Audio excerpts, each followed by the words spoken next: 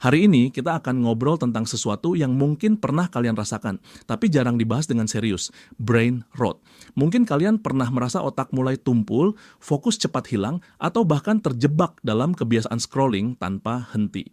Nah, video kali ini akan mengupas tuntas fenomena ini, mulai dari apa itu brain rot, bagaimana dampaknya, hingga tips praktis untuk mengatasinya. Jadi pastikan kalian tonton sampai habis ya. Kalian pernah mendengar istilah brain rot? Bukan. Ini bukan tentang sesuatu yang berbau mistis atau hanya guyonan semata. Brain rot adalah kondisi di mana kemampuan otak kita untuk berpikir mendalam, fokus, dan berinovasi mulai menurun secara perlahan. Hal ini bukan penyakit medis, melainkan sebuah fenomena psikologis dan sosial yang muncul akibat kelebihan informasi dan konsumsi konten berdurasi pendek. Penelitian dari Universitas Stanford pernah menyatakan bahwa kebiasaan mengonsumsi informasi cepat dan singkat dapat mengubah cara kerja otak kita. Otak yang seharusnya mampu menganalisis dan berpikir kritis justru beradaptasi dengan rangsangan yang instan dan mudah dicerna. Akibatnya, kita jadi sulit mengerahkan energi untuk berpikir mendalam dan kreatif. Jadi, brain rot bukan hanya soal kehilangan fokus, tetapi juga kehilangan potensi kreativitas dan produktivitas. Mari kita lihat lebih dekat bagaimana brain rot memengaruhi kehidupan kita sehari-hari. Pertama-tama, dampak paling nyata adalah pada konsentrasi. Pernah nggak sih kalian merasa saat belajar atau bekerja, tiba-tiba tangan kalian secara otomatis mengeluarkan smartphone untuk scrolling media sosial? Ternyata kebiasaan ini membuat otak kita kesulitan untuk masuk ke mode fokus yang mendalam. Gangguan konsentrasi. Otak kita sudah terbiasa dengan jeda singkat antara rangsangan dari berbagai media digital. Hal ini membuat kita mudah terganggu dan sulit menyelesaikan tugas-tugas yang memerlukan konsentrasi tinggi. Bahkan studi yang dipublikasikan dalam Journal of Experimental Psychology menunjukkan bahwa gangguan perhatian yang berkepanjangan dapat mengurangi produktivitas hingga 20%. Kedua, kehilangan kemampuan berpikir kritis.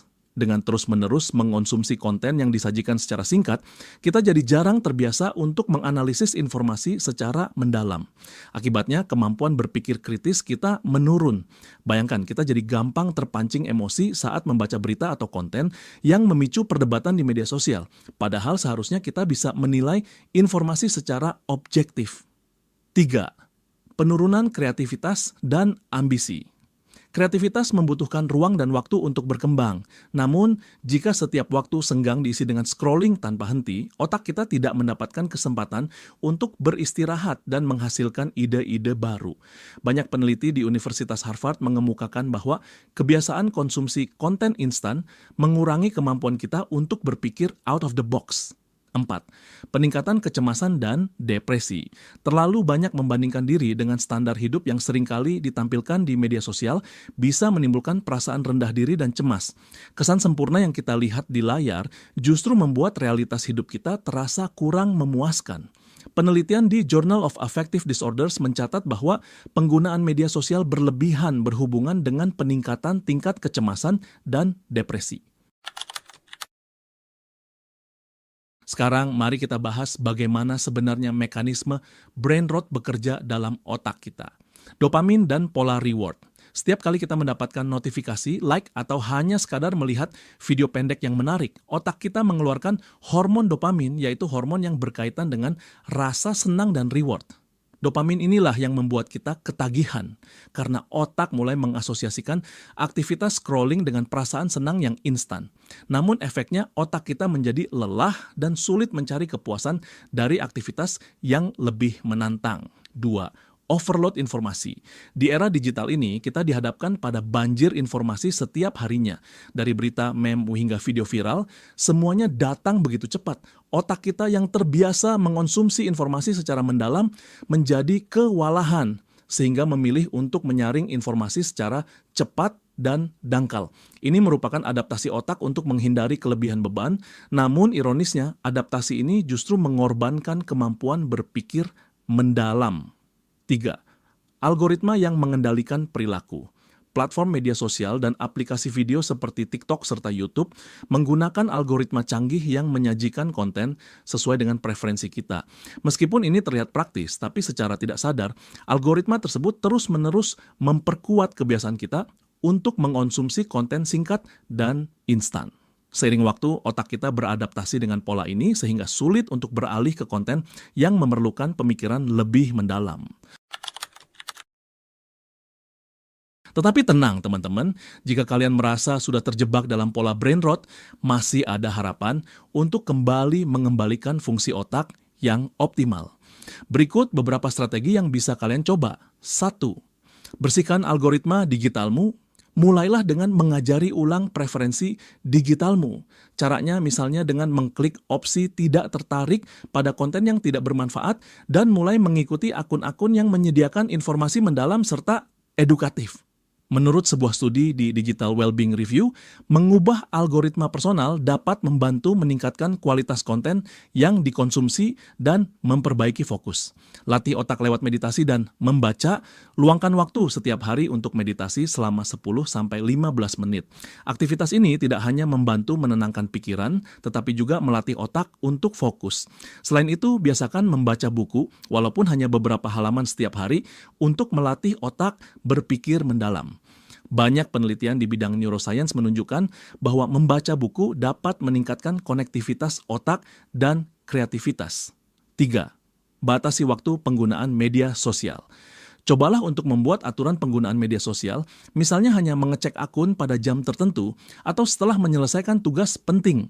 Dengan menetapkan batasan waktu, otakmu akan mendapatkan waktu untuk beristirahat dari rangsangan digital yang terus-menerus. 4.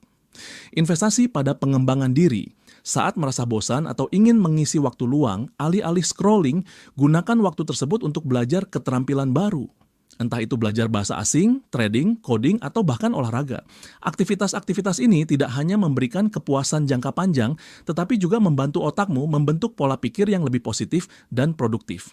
Ciptakan rutinitas digital yang sehat. Buatlah jadwal harian yang terstruktur, termasuk waktu khusus untuk hiburan, belajar, dan istirahat. Misalnya, tetapkan waktu khusus untuk menonton video edukatif dan pastikan ada jeda tanpa penggunaan gadget. Rutinitas yang teratur akan membantu otakmu kembali ke mode produktif. Sekarang pertanyaannya adalah, apakah kalian mau terus membiarkan brain rot mengendalikan hidup, atau kalian siap mengambil langkah untuk meraih kembali fokus, kreativitas, dan ambisi yang selama ini tertunda? Ingat, perubahan tidak terjadi dalam semalam. Butuh kesadaran dan disiplin untuk mengubah kebiasaan yang telah mengakar. Di video ini, saya ingin mengajak kalian untuk bersama-sama mulai merancang ulang pola konsumsi digital kita. Mulailah dari langkah kecil, seperti mengatur waktu, memilih konten yang berkualitas, dan memberikan ruang bagi diri sendiri untuk berpikir serta berkreasi. Berikut beberapa tantangan yang bisa kalian coba. Challenge 1, Digital Detox Mini. Cobalah untuk tidak menggunakan smartphone selama 1 jam setiap harinya. Gunakan waktu itu untuk berolahraga, membaca, atau bahkan hanya duduk santai sambil merenung. Challenge 2, buku mingguan. Tentukan 1 buku setiap minggu untuk dibaca meskipun hanya 10-15 menit per hari. Rasakan perbedaan dalam cara berpikir dan kemampuan memahami informasi yang lebih mendalam. Challenge 3, evaluasi konten. Setiap kali scroll, tanyakan pada diri sendiri, apakah konten ini memberikan manfaat jangka panjang atau hanya hiburan instan? Jika jawabannya tidak positif, jangan ragu untuk menggeser ke konten lain yang lebih berkualitas. Penelitian dari Universitas Oxford mengungkapkan bahwa perubahan kecil dalam kebiasaan digital bisa berdampak besar pada produktivitas dan kesejahteraan mental. Jadi, jangan anggap remeh setiap langkah kecil yang kalian ambil. Sebelum mengakhiri video ini, mari kita rekap apa saja yang telah kita bahas. Brain rot adalah kondisi di mana otak kita kehilangan kemampuan untuk berpikir mendalam akibat konsumsi informasi yang berlebihan dan berkualitas rendah. Dampaknya sangat nyata, mulai dari penurunan konsentrasi hingga gangguan emosional. Namun, dengan langkah-langkah strategis seperti membersihkan algoritma, melatih fokus melalui meditasi, serta mengatur waktu digital dengan disiplin, kita bisa mengembalikan fungsi otak yang optimal dan meraih kembali kreativitas serta ambisi. Saya mengajak kalian untuk mulai menerapkan tips-tips tersebut dan bagikan pengalaman kalian di kolom komentar. Jangan lupa untuk subscribe, like, dan share video ini kepada teman-teman kalian yang juga mungkin sedang berjuang melawan efek negatif dari konsumsi digital berlebihan. Ingat, perubahan itu dimulai dari diri sendiri. Ambil kendali atas waktu dan perhatianmu, dan raihlah hidup yang lebih bermakna dan produktif. Terima kasih telah menonton video ini. Sampai jumpa di video berikutnya, dan semoga hari kalian penuh dengan inspirasi dan produktivitas.